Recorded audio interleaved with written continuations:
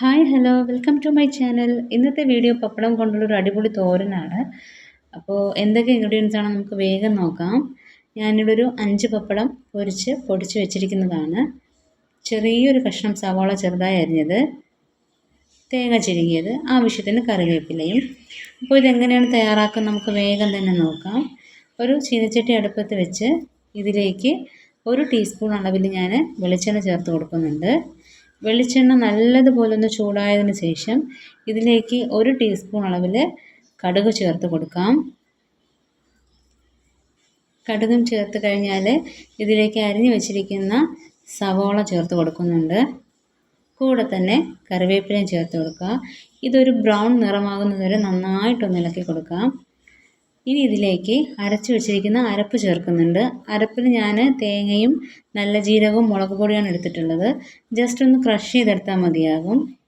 ഇനി ഇതിൻ്റെ പച്ചമണം മാറുന്നത് വരെ നല്ലതുപോലെ ഇളക്കി കൊടുക്കാം.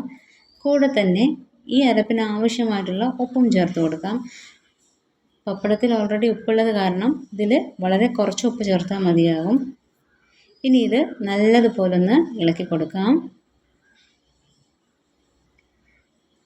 നന്നായി ഇളക്കിയ ശേഷം ഇതിലേക്ക് പൊടിച്ചു വെച്ചിരിക്കുന്ന പപ്പടം ചേർത്ത് കൊടുക്കാവുന്നതാണ്. പപ്പടവും ചേർത്ത് കഴിഞ്ഞാൽ നല്ലതുപോലെ ഒന്ന് ഇളക്കി കൊടുക്കണം.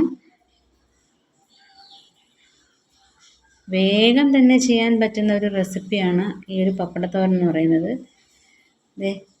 നമ്മുടെ പപ്പടത്തോരൻ ഇപ്പോൾ ഏകദേശം തന്നെ റെഡി ആയിട്ടുണ്ട്.